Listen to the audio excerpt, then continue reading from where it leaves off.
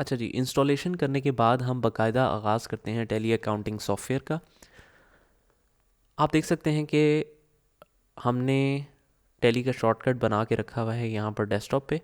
तो इसको ऑपरेट करने के लिए आपने डबल क्लिक करके इस सॉफ्टवेयर को ओपन करना है और ये मेन इसका इंटरफेस ओपन हो जाएगा। जिस तरीके से मैंने आपको पहले बताया कि टैली एक ऐसा अकाउंटिंग सॉफ्टवेयर है जो कि DOS based graphical user interface को यूज़ करता है। इस वजह से इसकी फंक्शनैलिटी काफ़ी हद तक आपको नॉर्मल विंडोज़ बेस्ड जो ग्राफिकल यूज़र इंटरफेस सॉफ्टवेयर्स होते हैं उससे डिफरेंट लगेगी। ठीक है, और इसी वजह से इसकी थोड़ी सी ओल्ड लुक जो आपको इस वक्त नज़र आ रही है, बड़ा ही कोई पुराना सा आउटडेटेड सॉफ्टवेयर लगता है मार्केट का के हिसाब से। लेकिन आप यकीन कीजिएगा कि टैली में वो फंक्शंस हैं जो कि बाकी सॉफ्टवेयर्स में भी नहीं है। और ये इनका बहुत ही कामयाब इंटरफेस है जो कि 1988 से लेके 2008 तक मार्केट में चलता रहा है और अभी तक चल रहा है।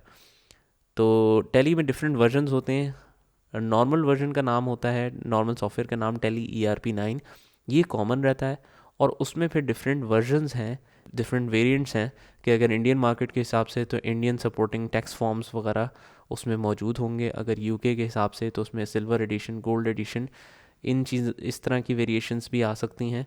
और नंबर ऑफ़ यूज़र्स के हवाले से भी इसके वर्जन्स को डिफरेंट काउंट किया जाता है। फॉर एग्जांपल सिल्वर एडिशन में आपके 5 से 10 यूज़र्स अलाउड होंगे।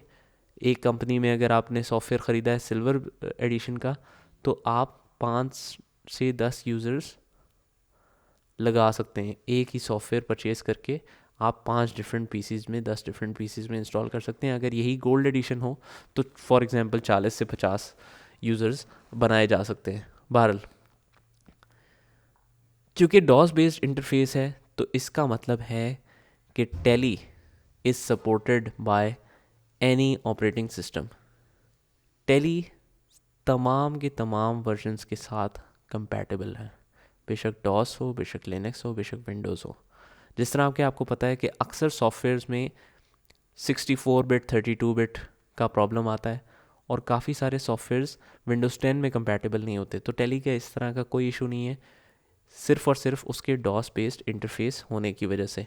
और क्योंकि डॉस बेस्ड इंटरफेस है तो टैली ने इस बात पे फोकस रखा है कि अगर किसी ने विंडोज़ इंस्टॉल ही नहीं की तो उसके पास माउस नहीं अवेलेबल होगा सॉफ्टवेयर को यूज़ करने के लिए। इट मीन्स कि पूरा का पूरे सॉफ्टवेयर की फंक्शनैलिटी कुछ इस तरीके से डेवलप की जाए कि सारा सॉफ्टवेयर शॉर्ट कीज़ पे यूज़ हो सके। तो आप देख सकते हैं कि टैली में कुछ अल्फ़ाबेट्स हाईलाइटेड है रेड में, जिसकी वजह से शॉर्ट कीज़ रीड करना या याद रखना बड़ा ही आसान है।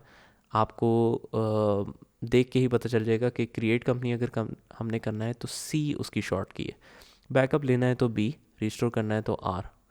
इसी तरीके से कुछ फंक्शन कीज़ भी हैं, वो मैं आपको यहाँ पर लिख के बताता हूँ। फॉर एग्ज़ाम्पल, अगर हमने सिलेक्ट कंपनी करनी है तो शॉर्ट की होगी F1। F1 होगी टू सिलेक्ट द कंपनी। एक इस तरीके की भी शॉर्ट की हो सकती है, F1 हो लेकिन नीचे एक डैश लगी हो, तो इसका मतलब होगा टू शट द कंपनी। ठीक है, तो और फिर फाइनली कभी कभी F1 के नीचे 2 डैशेस भी हो सकती हैं। ठीक है, XX में फंक्शन का नाम रख रहा हूँ। बताने का मकसद क्या है कि क्योंकि सारा सॉफ्टवेयर आपने शॉर्ट कीज़ के थ्रू यूज़ करना है, लिहाजा कुछ फंक्शंस परफॉर्म करने के लिए शॉर्ट कीज़ लिमिटेड हैं। अगर आप फंक्शन कीज़ की बात करें तो F1 से लेके हमारे पास मैक्सिमम जो फंक्शन कीज़ है वो F12 तक है। तो 12 फंक्शन कीज़ में पूरी सॉफ्टवेयर की फंक्शनैलिटी कवर हो नहीं सकती। तो इस तरीके से डिफरेंट कॉम्बिनेशंस के साथ आप सेम ही शॉर्ट की यूज़ करेंगे। अगर किसी चीज़ की शॉर्ट की आपको सामने लिखी नज़र आ रही है कि F1, तो आप इसको सिंपल F1 प्रेस करके ऑपरेट कर सकते हैं।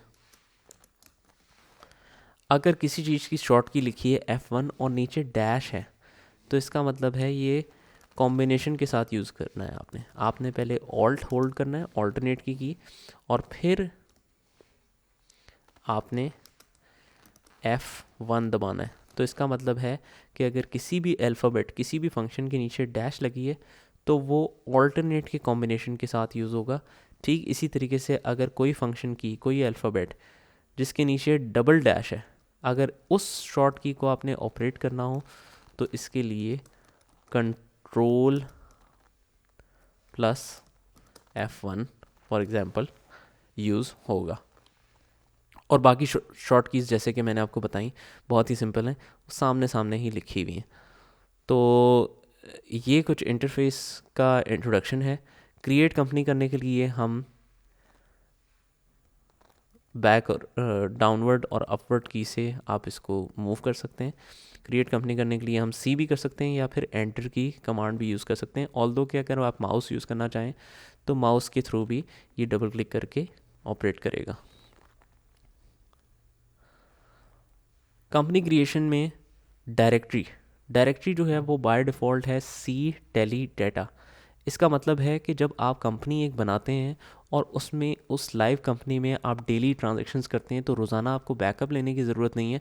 अगर आप ना भी बैकअप लो तो ये automatically after every transaction save होता रहता है आपका डाटा, और उसकी डिफ़ॉल्ट लोकेशन है सी टेली डेटा में, जिसमें लाइव कंपनी फाइल्स का काम सेव हो रहा होता है। तो अगर आपने कंपनी डिलीट करनी हो तब भी इसी लोकेशन पे जाके डिलीट होगी। बहरहाल वो मैं आपको डिटेल में बताऊंगा कि किस तरीके से हम कंपनी को डिलीट करेंगे। अच्छा, कंपनी का नाम बताने से पहले मैं आपको एक असाइनमेंट देना चाहूँगा। असाइनमेंट का नाम है जैन ट्रेडर्स कंपनी।